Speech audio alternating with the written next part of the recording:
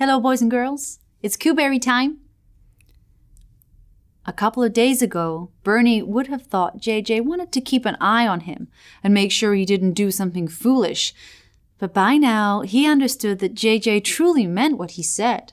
He wanted to stick together, since they were true partners in this journey.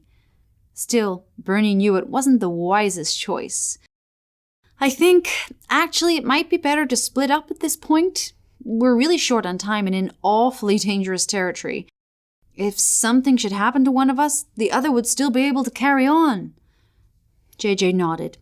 Bernie was right. Still, JJ wished he knew how to use a magic wand too. Okay, I guess I'll keep looking here. Bernie headed out and JJ looked around the depressing lair. Of course, Annika wouldn't have left the wand in plain sight. They had done so well up to this point. JJ had hoped they could find the wand without encountering Annika herself. That was not to be.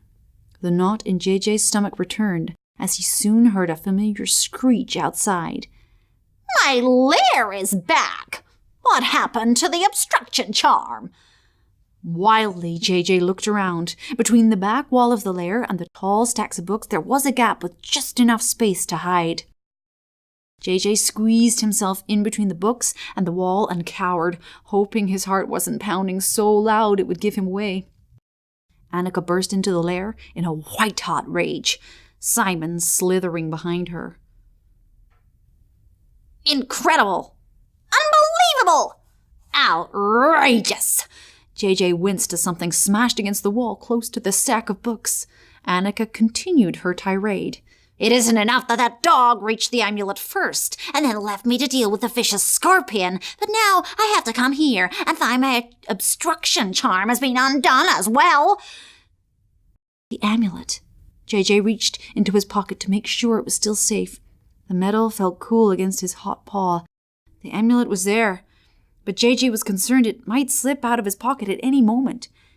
He had lost his lunch money from that very pocket just the week before.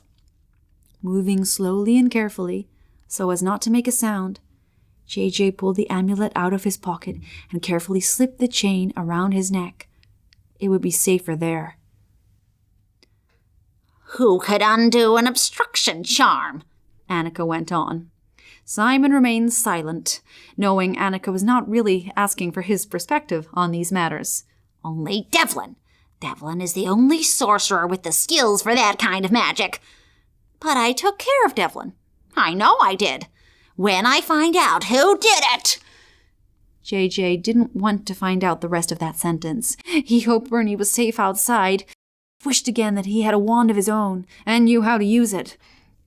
Fingering the amulet, he tried to keep his heart from pounding out of his chest. I have to find them! Annika screeched.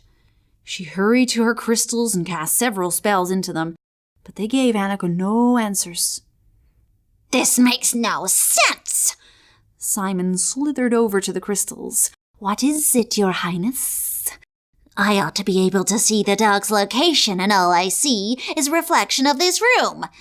I will not be outwitted by a dog. Finally, Simon spoke. He was accompanied by a bear. Annika let out an enraged scream. I will not be outwitted by a bear either! They've got the amulet. They're on their way back to Devlin now, if I'm not mistaken. But Devlin does not have his wand, Simon pointed out. And without his wand, the amulet will be useless.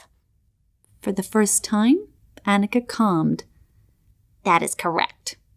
Devlin does not have his wand.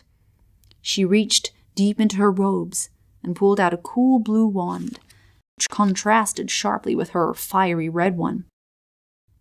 Devlin's wand. How I'd love to smash it to bits! But there will be time for that later. That's all for today. I'll see you next time.